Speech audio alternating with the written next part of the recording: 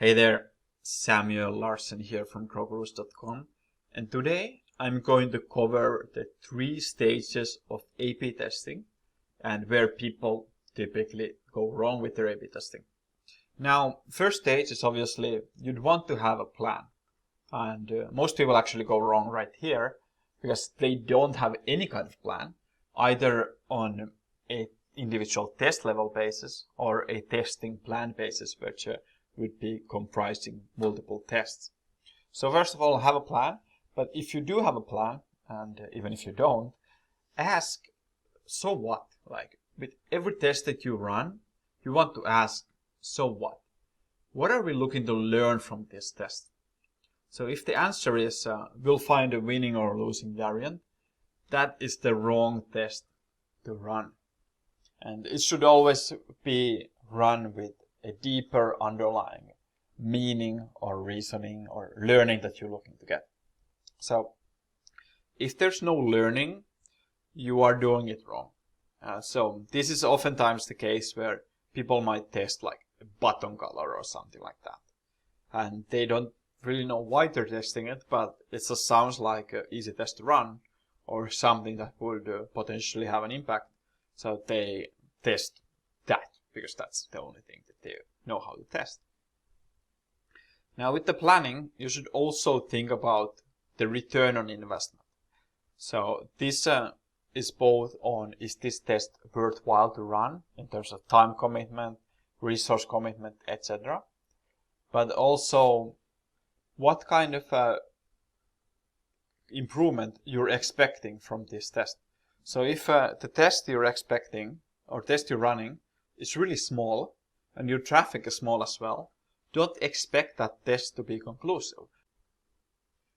The smaller your number of conversions, the bigger of a test you need to run, because you need to have a higher impact or higher improvement for you to find out if that is a winner or not. So that's a good principle to also keep in mind with your return on investment. Because the smaller you are, the bigger of a return on investment you need in order to be profitable on the test or for your testing program to even make sense. Then you want to make sure that this is very tied to this return on investment principle, but you also want to make sure that you know exactly how long you expect this test to run. So if you're running a test, you'd want it to be no longer than a business cycle. So a business cycle in e-commerce would be 1 month, because that's basically from payday to payday. And if you start running it more than 1 month, or if the test plan is like longer than that, you start getting things like deleted cookies, where people would see the different variant, and that would start affecting the results. And the 2 lines would go closer and closer together. And in the end, it would be basically the same. So you have 1 month to make that impact. Calculate it very thoroughly that the impact that you're expecting can be noticed within that 1 month. Then next up, when you're moving to the execution phase, that's where many people have sort of faulty execution. So they built their test, like they might have even this like testing plan and do everything correctly in the previous phase. But if they screw up this phase, it's not going to matter at all. Or worse yet, it's going to hurt them. Because now that they believe that their testing is done correctly, and to this point it is, they have a higher confidence that these results, which will be faulty. So here, when you're executing the test, make sure that the test is executed technically correctly. So you're not just putting a JavaScript line to your testing tool and expecting it to work. Instead, you're properly building 2 different pages, having a redirect, and you test that there's no flickers, for example. You know that your testing codes are implemented correctly. You have all the page hiding snippets, etc. A little bit of a technical nerdy things done appropriately. Otherwise, it's going to screw up your work. Then here also the execution part, once you have done the technical things right, you need to know when to stop it. And if you stop it too early or too late, you're going to have problems.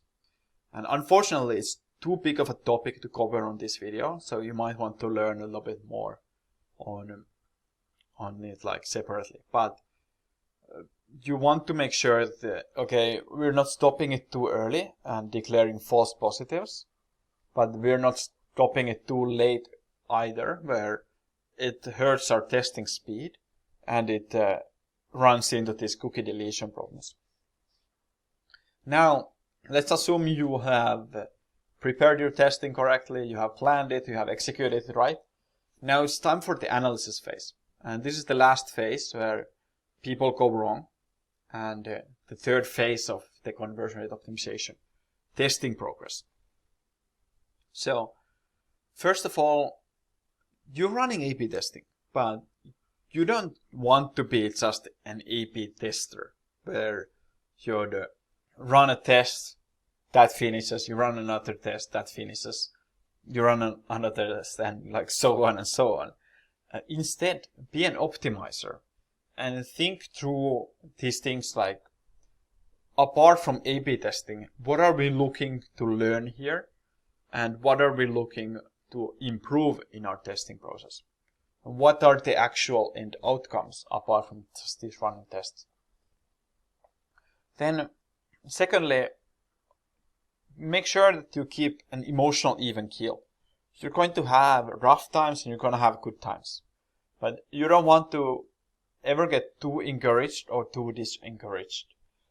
Things are never as good as they seem or not as bad as they seem.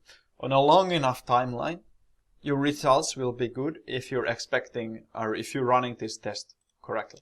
So make sure that you're thinking on a long-term basis. One test means absolutely nothing. A couple tests mean almost absolutely nothing, and so forth. But on a yearly timeline, you're going to have so many tests that you're going to find a couple of winners that can be, or that can have a good impact on your business. And the last thing I'd say is you'd want to be in it for the money, of course. You want to make sure that things are monetarily justifiable. You're getting a good return on your testing investment. But then once that part is handled, you almost want to disconnect from that thinking and be an objective person with a learning mindset. If you're in it for the learning, you will most likely do things right, and the end results will come on eventually. And with this, you'll also be a lot better off on a long-term basis because you are stacking your learning.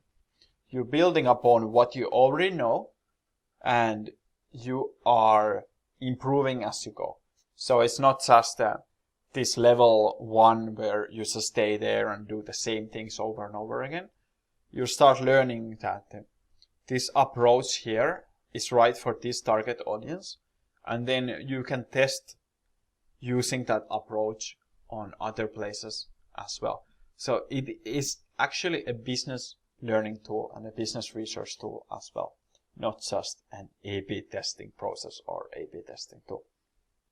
So that's it.